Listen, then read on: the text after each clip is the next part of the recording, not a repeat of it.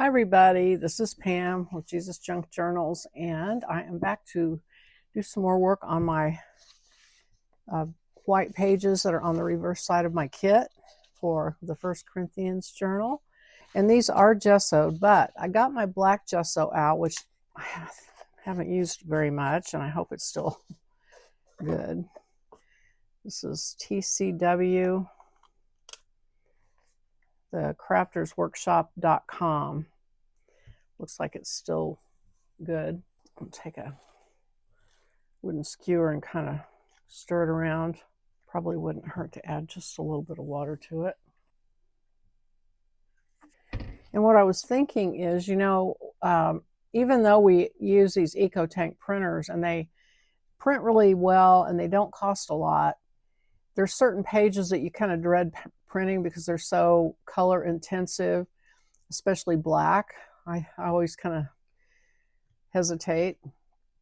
And so I thought it's a really good way to get black on your journal and not waste your ink is to use black gesso. So I thought that I would do that with today and just make some black boxes, so to speak, that I can later write on, maybe with white ink or something.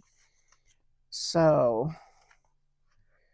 let's see, let me find some that I'm not as excited about. I'm not super excited about that tissue paper I put on there. So I think, for one thing, I'm going to go ahead and just kind of wipe this off on it, and then take this chip brush and just make some kind of bold streaks that I can go back with words later. There will probably be a pocket here, so that may or may not show. Okay, so leave that alone. Let's see, what else do I have? So these are the ones from yesterday. I like that one, but it feels real busy, and so I think maybe a black text box would be good there. And I just kind of accidentally dripped it, and I kind of like that. So let me see, which you can do that easier with some liquid ink, but since I already have this out, I'll go ahead and just drip some on there. Okay, what else have I got?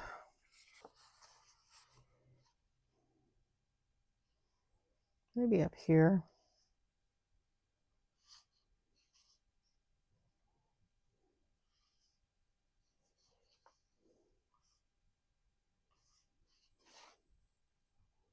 Not sure what I'll do with that, but always want to make sure you've got the pages right side up if you have anything on the reverse that matters.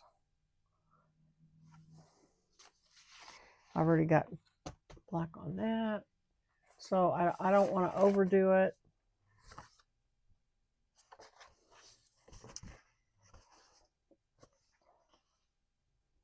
And even on these printed pages, I might do one on that. Okay, I think I'll stop with the black gesso for now. Although I did find 4 more sheets that I hadn't done anything to. So just for good measure, I think I will go ahead and make a big black block on one page.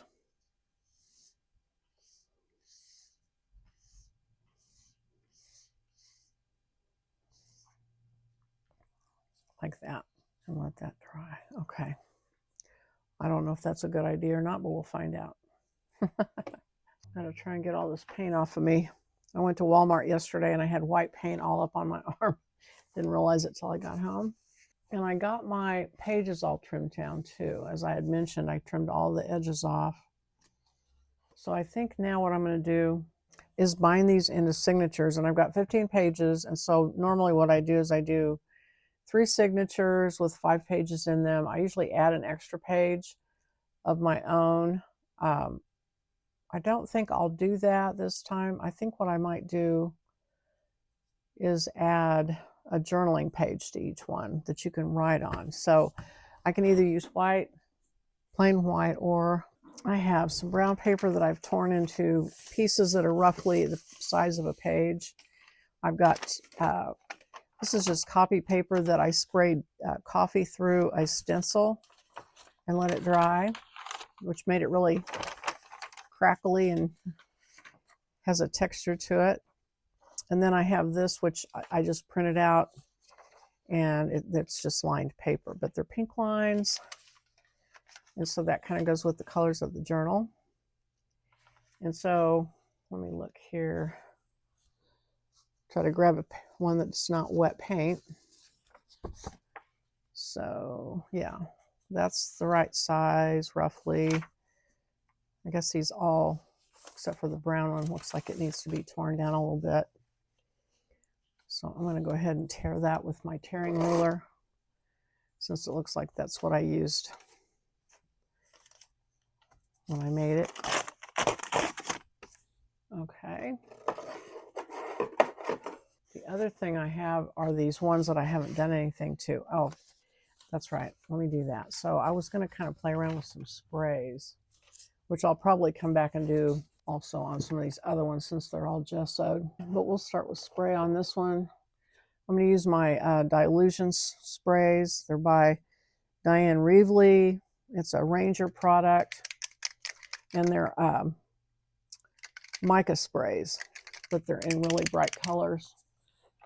So let's see what I have that can coordinate with this. It looks like the Pure Sunshine would work. And I've got the bubblegum pink if I'm not too carried away with it. Tangerine Dream would work. Okay, so you want to shake those up really well.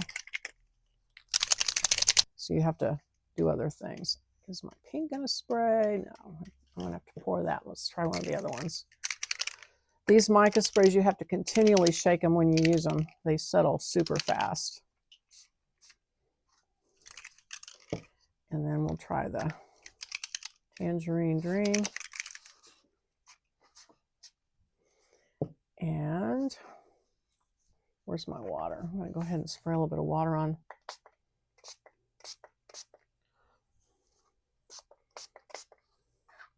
And let those run.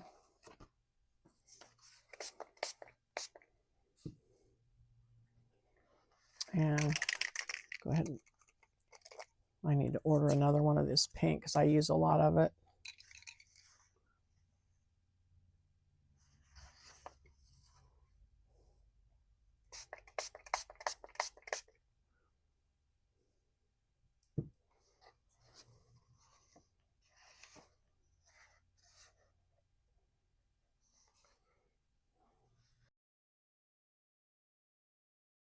Water just reactivates it if it starts to dry.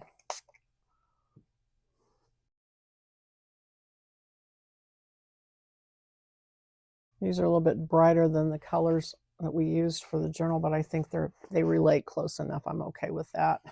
I can also, if I wanted to, let me get my white golden. It's high flow acrylics, and you can also add white.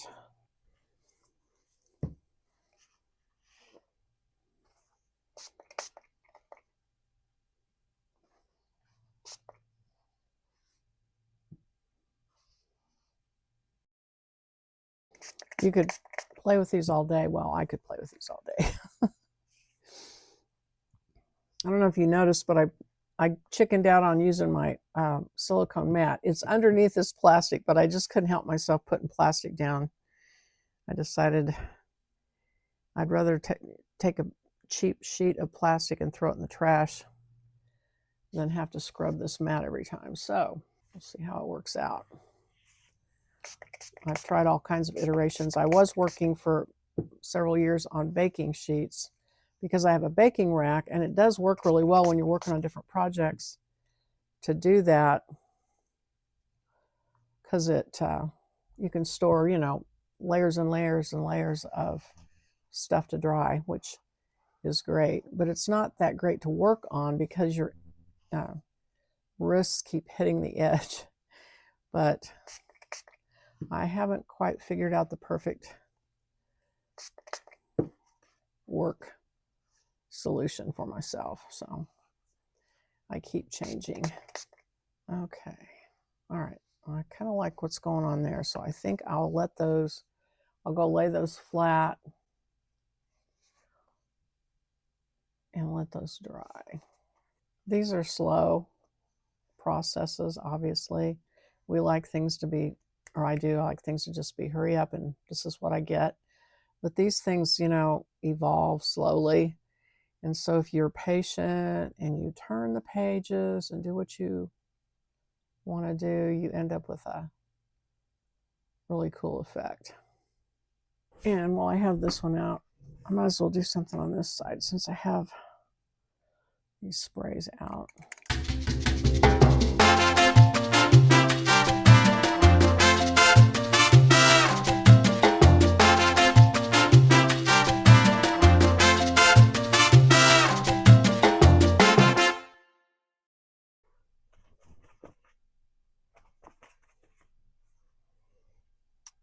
All right, I'm going to leave that like that. Okay. So I can go ahead and begin to gather these into signatures. And I don't really, on this journal, I don't really think it has an order necessarily. So I think I'll just put 5. 1, 2, 3, 4, 5. And then one of these journal pages, I'm just going to stick in the middle of it. Okay, and then I just had a thought that I wanted to, as I'm reading through 1 Corinthians, I feel like Paul was warning them. They had, gone into the excesses of grace, kind of overboard on the grace message, and he was warning them. And so as I go through here, I thought I would go ahead and just kind of put those words in.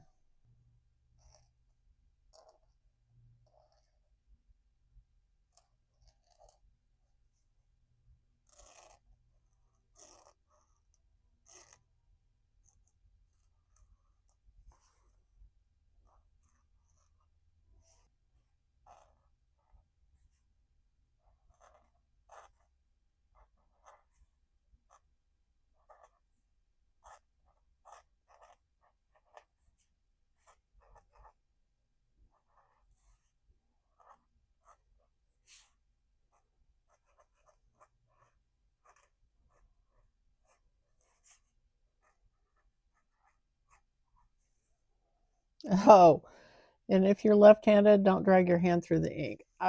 Forgot about that. The curse of being left-handed.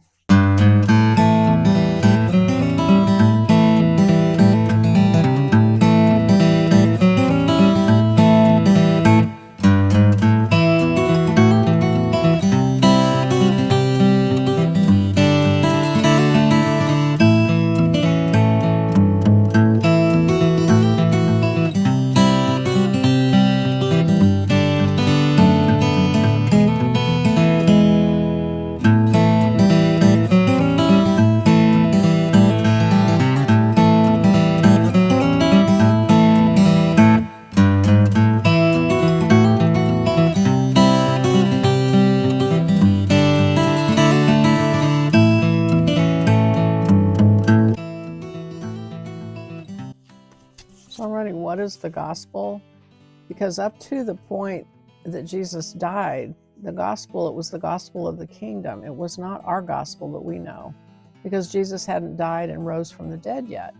So Paul talks about his gospel, and that's where he's trying to make them realize that the gospel has changed, and it's switched from the gospel of the kingdom for the Jews to our gospel of Jesus Christ, which is that he came as our Savior, and he died in our place. He took our sins on him and paid the price for our sins. And then he died, and then he rose again, and that he sits at the right hand of God in heaven. And he's alive today. So that is the good news, which is also the word for gospel, good news. So the gospel is different now as we transition over into the New Testament. So, all right, I'm going to stop there for today, and I will pick up on the next video, and we'll see what we come up with. Thanks for watching. Bye-bye.